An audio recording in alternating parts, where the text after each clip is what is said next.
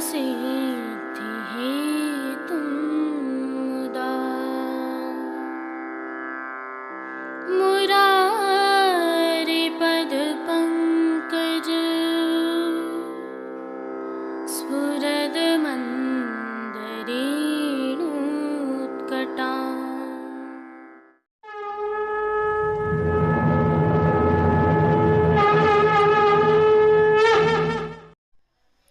जय श्री कृष्ण। आप देख रहे हैं दिव्य शंखनाद। मैं भाविका जोशी आप सभी का स्वागत करती हूँ। यह नाथद्वारा से कांकरोली जाने वाले नेशनल हाईवे मार्ग पर स्थित मंदिर मंडल द्वारा संचालित लाल बाग है। कुछ वर्षों पूर्व यहाँ के लैंडस्केप में आमूलचूल परिवर्तन किए गए, जिसके कारण यह अति सुंदर हो गया है। यदि आप नाथद्वारा आए हैं और ठहरे हैं तो इस स्थल को भली भांति जानते होंगे। नहीं जानते हैं तो एक बार यहाँ अवश्य जाइए।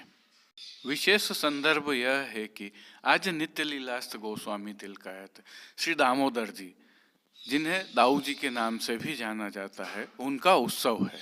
इस उत्सव का सीधा संबंध यहाँ लालबाग स्थित श्रीमद वल्लभ संग्रहालय से है। इस संग्रहालय में श्रीनाथ जी से संबंधित कुछ ऐतिहासिक वस्तुएं रखी गई हैं। इनमें जो सबसे महत्वपूर्ण धरोहर है वह आपके समक्ष दृश्यमान है।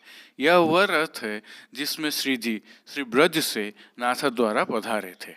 विक्रम संवत 1726 से 1728 के मध्य प्रभु श्रीनाथ जी ने ब्रज से श्रीनाथ द्वारा तक की यात्रा की थी। इस यात्रा के दौरान यही रथ प्रभु श्रीनाथ जी के वाहन बने थे।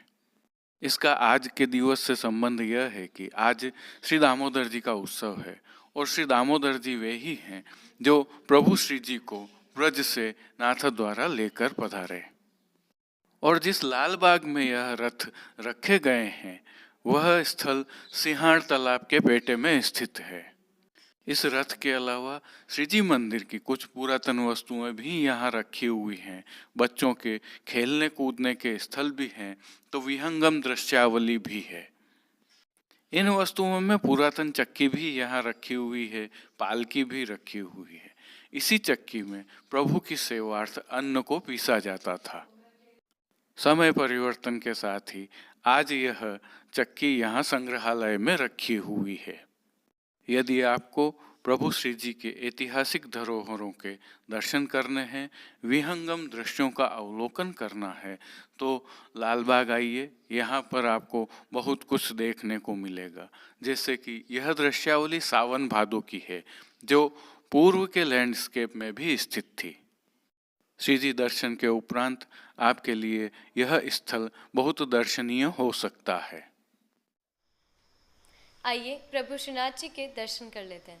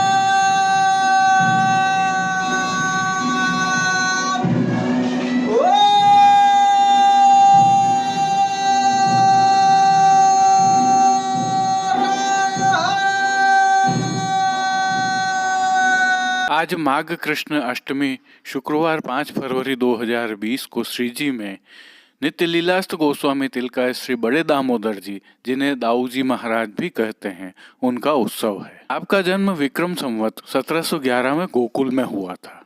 आपके चरित्र की कुछ ऐसी विशेषताएं हैं जिनके कारण आपको सदैव याद किया जाता है। जो सबसे पहली विशेषता है वह यह है कि आप सदैव अदरक एवं गुड़ अपने साथ रखते थे एवं अरोगते थे। वैज्ञानिक दृष्टि से भी देखें तो यह दोनों ही सामग्रियां मानव देह के लिए बहुत ही लाभप्रद हैं। और इसी भाव से श्री जी को आज विशिष्ट सामग्रियां भी अरोगाई जाती हैं। दूसरी विशेषता यह है कि आपके जीवन में उपनयन संस्कार के समय आपके पितृचरण श्री लाल गिरधर जी महाराज को घायल कर दिया गया था और आप नित्य लीला में पधार गए थे। इसके अलावा तत्कालीन मुगलिया सल्तनत के आतंक से भी वातावरण दूषित था। इन परिस्थितियों को ध्यान में रखते हुए एवं श्री जी की इच्छा व्रज छोड़ने की होने से आपने अपने तीनों काकाओं श्री वल्लभ जी, श्री बालकृष्ण जी, श्री गोविंद जी से विचार विमर्श किया और गंगाबाई को साथ में रखकर विक्रम संवत 1726 की आश्विन शुक्ल पूर्णिमा को रथ में श्री जी को पधराकर ब्रज को छोड़ा। वर्तमान में श्री जी मंदिर में स्थित श्री महाप्रभु जी की बैठक के जो हम दर्शन करते हैं वह आप ही की बैठक है। आपके तीनों काकाओं श्री काका वल्लभ जी की बैठक श्री वनमाली जी मंदिर में है, तो दूसरे काका जी श्री बालकृष्ण जी की बैठक श्री मदन मोहन जी के मंदिर में है और तीसरे काका श्री गोविंद जी की बैठक वर्तमान के प्रीतम पोल स्थित भट्ट जी के यहाँ है। यह तीनों ही स्थल प्रभु श्री जी के संबंध में ऐतिहासिक स्थल हैं। श्री जी की इच्छा एवं आज्ञानुसार यात्रा करते हुए विक्रम संवत 1728 माघ कृष्ण पंचमी को सिंहाड़ गांव आप पधारे और यहीं विराजे। फाल्गुन कृष्ण सप्तमी को श्री जी के पाटोत्सव के दिवस मंदिर सिद्ध होने से पूर्व प्रभु वर्तमान के खर्च भंडार में विराजे एवं वर्तमान पाठ पर चैत्र कृष्ण द्वितीया पाठ को विराजित हुए। तब से अब तक प्रभु श्री जी सिंहाड़ ग्राम में ही विराजित हैं, जिसे हम श्रीनाथ द्वारा के नाम से पहचानते हैं। आज आपका उत्सव होने के कारण श्री जी के सेवा क्रम में आज सभी मुख्य द्वारों की दहलीज को पूजन कर हल्दी से मांडा जाता है। साथ ही आशापाल के पत्तों से बनी सूत की डोरी की वंदनमाल बांधी जाती है। सभी समय झारी जी में यमुना जल भरा जाता है और 2 समय की आरती थाली में की जाती है। गद्दल रजाई लाल बड़े बूटा के प्रभु को धराए जाते हैं। भोग सेवा के तहत श्री जी को गोपी वल्लभ अर्थात ग्वाल भोग में विशेष रूप से केसर युक्त जलेबी के टूक व दूध घर में सिद्ध की गई केसर युक्त बासुंदी अरोगाई जाती है। आज ग्वाल भोग में ही विशेष रूप से केसर युक्त संजाब, जिसे गेहूं का रवा भी कहते हैं, उसकी खीर व श्रीखंड वड़ा भी अरोगाए जाते हैं। राजभोग में अनसखड़ी में दाख का रायता एवं सखड़ी में आधा प्रकार अर्थात अदरक की विविध सामग्रियां जैसे अदरक का शाक व अदरक के गुंजा, इसके साथ अदरक भात आदि अरोगाए जाते हैं।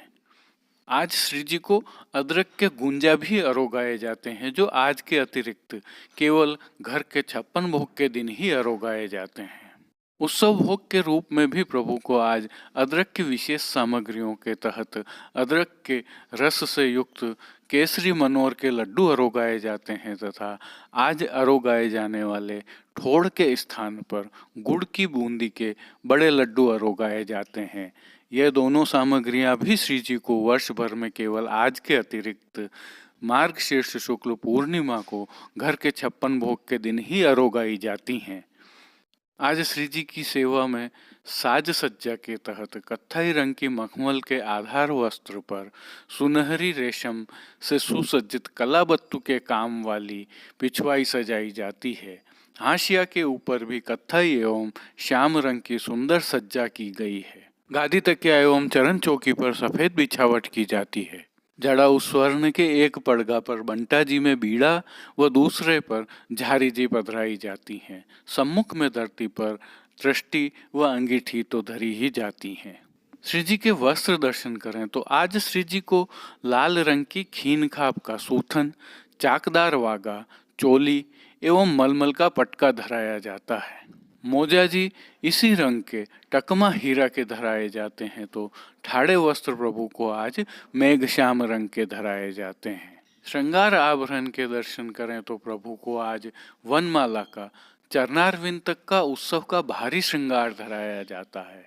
सभी आभरण मिलवा धराए जाते हैं, जो प्रधानतया हीरा, मोती, माणक, पन्ना एवं जड़ाऊ के स्वर्ण के होते हैं। श्री मस्तक के श्रृंगार दर्शन करें तो जड़ाव हीरा की कूल्हे के ऊपर सिरपेच, स्वर्ण का जड़ाव का घेरा एवं बाईं ओर शीशफूल धराए जाते हैं। श्री कर्ण में हीरा के मकराकृति कुंडल धराए जाते हैं। उत्सव की हीरा की चोटीजी धराई जाती हैं। तो श्री कंठ में नीचे पदक, ऊपर हार, माला आदि भी धराए जाते हैं। कली, कस्तूरी आदि की सभी माला जी धराई जाती हैं। तो फूल घर से सिद्ध होकर आने वाली गुलाबी गुलाब की एवं पीले पुष्पों की 2 सुंदर माला जी धराई जाती हैं। श्री हस्त में प्रभु के स्वर्ण के वेणु जी एवं कटी पर वैत्र जी धराए जाते हैं। प्रभु के श्री चरणों में पेंजनिया, नूपुर आदि जड़ाऊ धराए जाते हैं। आरसी प्रभु को श्रृंगार में 4 झाड़ की एवं राजभोग में सोने की डांडी वाली दिखाई जाती है। खेल के साज में आज पट प्रतिनिधि का वो गोटी सोने की बड़ी जाली की आती हैं। राग सेवा में आज मंगला में आए अलसाने जोपे तुम राग ललित में, तथा राजभोग में जय जय श्री वल्लभ राजकुमार, आरती में आजू बने ब्रज राजकुमार, शयन में तू मोही कित लाई री, कीर्तनों का प्रभु के सन्मुख गान किया जाता है। श्री जी सेवा का अन्य सभी क्रम नित्य अनुसार ही रहता है, जिसमें मंगला, राजभोग, आरती एवं शयन दर्शन में प्रभु की आरती उतारी जाती है। तो नित्य नियमानुसार मंगल भोग, ग्वाल भोग, राजभोग, शयन भोग आदि में विविध सामग्रियों का प्रभु को भोग रोगाया जाता है। आज मेवाड़ की इस वीर भूमि पर प्रभु श्री जी के हम दर्शन कर पा रहे हैं, तो उसमें बड़े दामोदर जी महाराज का बहुत अधिक महत्व है। अतः आप सभी को श्री दाऊ जी महाराज के उत्सव की खूब खूब बधाई। जय श्री कृष्ण।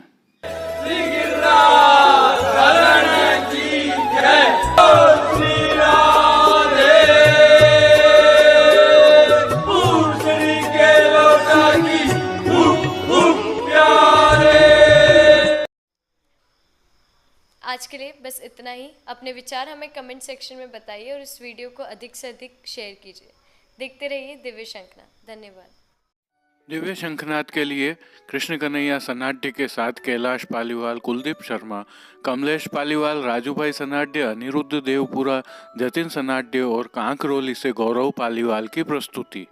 कीर्तन श्री गिरधर गोपाल जी मापावाला काकासा एवं रवि गोपाल जी मापावाला, कीर्तन समाज नागपुर से साभार।